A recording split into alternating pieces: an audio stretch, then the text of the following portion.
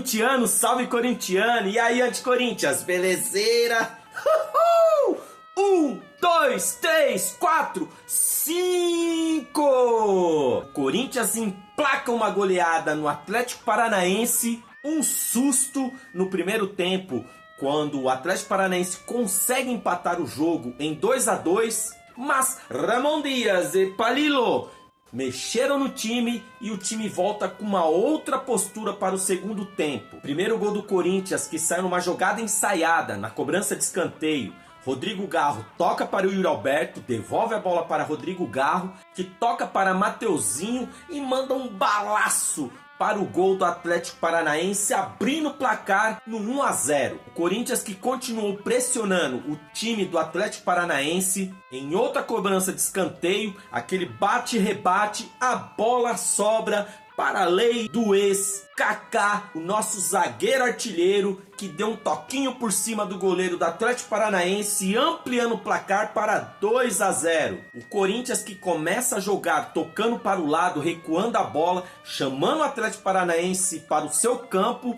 assim como foi contra o Internacional. O jogo estava dominado, controlado, mas o Corinthians parece que cai o disjuntor e os jogadores meio que aceitam a pressão do time adversário. E numa falha de marcação pelo lado esquerdo, estão todos criticando o André Ramalho.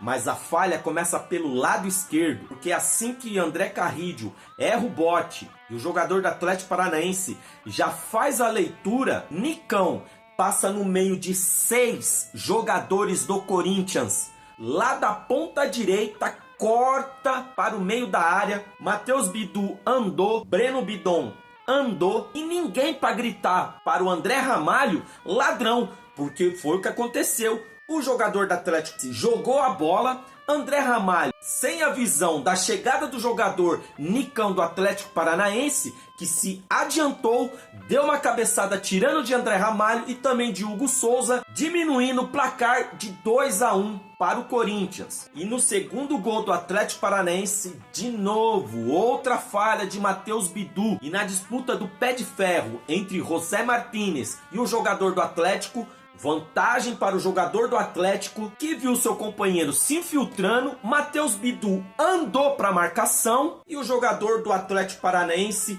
teve o gol aberto, já que Hugo Souza estava protegendo o seu canto esquerdo. Kaká estava chegando para poder dar o bote e fechar o ângulo direito, mas o jogador inteligentemente deu aquela chapada, tirando do zagueiro e também do goleiro Hugo Souza, e o Atlético empata em 2-2. Dá uma esfriada nos ânimos dos jogadores do Corinthians, porém não desistiram, mas Atlético Paranaense continuou jogando melhor do que o Corinthians. E por incrível que pareça, o time do Atlético estava gostando tanto do jogo que quase faz o terceiro, virando o jogo. O Corinthians, que volta para o segundo tempo com substituição, onde Ramon Dias saca Breno Bidon, coloca o Romero para poder estar empurrando o time do Atlético Paranaense para a sua defesa, e mesmo assim Atlético Paranaense estava pressionando, melhor no jogo, quando Memphis Depay sofre uma falta na intermediária, e aí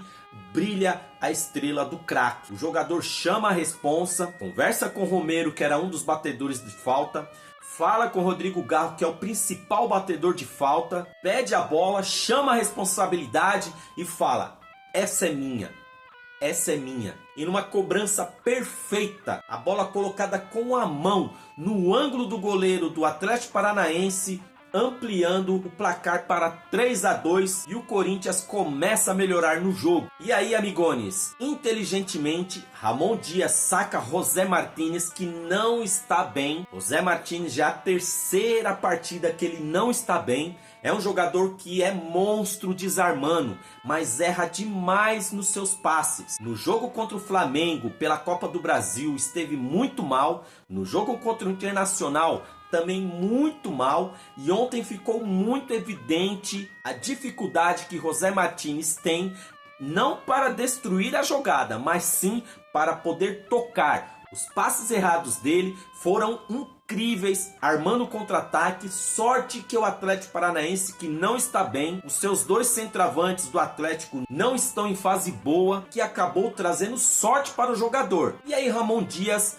coloca Charles no lugar de José Martínez, que deu uma outra cara para o time. O time ficou com mais qualidade no seu meio de campo, e numa roubada de bola de Charles na intermediária, correu, fez o lançamento para Yuri Alberto, que foi até a linha de fundo, cruzou a bola foi desviada pelo zagueiro, e ele, Rodrigo Garro, nosso camisa 10, chapou a bola, tirando do zagueiro e do goleiro, ampliando o placar para 4-2. Já com o jogo controlado, Ramon Dias saca Memphis Depay, coloca Thales Magno, até mesmo para poder ganhar minutagem, que recebe um passe de Rodrigo Garro, dá uma assistência linda para Yuri Alberto, que amplia o placar para 5-2, sacramentando a vitória e trazendo tranquilidade para a torcida que estava presente na Neoquímica Arena. Agora, amigones, Yuri Alberto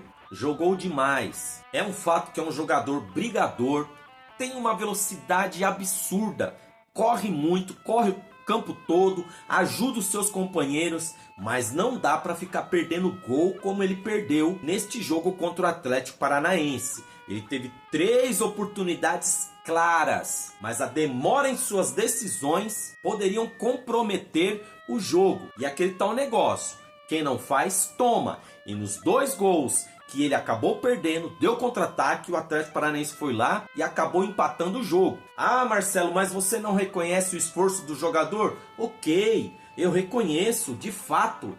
Mas o que eu estou dizendo é que não pode desperdiçar tantas oportunidades como ele desperdiça. Na primeira oportunidade, ele foi querer ajeitar o corpo. Meu amigo, recebeu a bola, é bate pronto, acabou. No segundo lance, a mesma coisa. Deu uma dominada na bola, de vez de dar um chute, não. Foi querer ajeitar a bola para poder finalizar. E a terceira foi mais ridícula, porque o jogador recebeu, sabendo que o zagueiro estava chegando, ou ele cortasse, ou então ele nem dominasse e fosse de primeira. Mas ok, salvou a noite, fazendo o 5º gol do Corinthians, é artilheiro absoluto na temporada, ninguém contesta isso, mas é como eu disse, não pode perder oportunidades. Foi contra o Atlético Paranaense, mas o próximo jogo será contra o Flamengo, e essas oportunidades não podem ser desperdiçadas. O Corinthians, que finalmente saiu da zona de rebaixamento, porém ainda aguarda o jogo de Cuiabá e Bragantino, e por uma coincidência,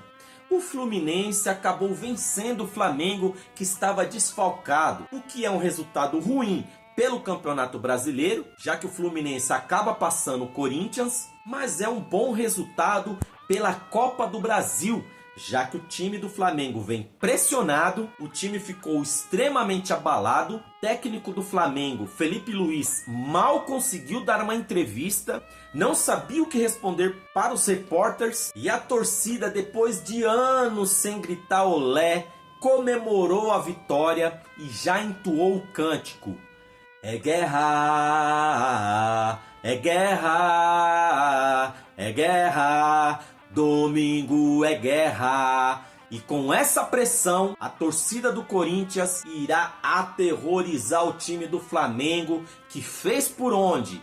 Criou-se um ambiente hostil dentro da Neoquímica Arena. E o resultado de 5-2 cala a boca da maioria dos especialistas, comentaristas, que diziam que fazem anos que o Corinthians não goleia, que jamais faria 3 gols pelo Campeonato Brasileiro.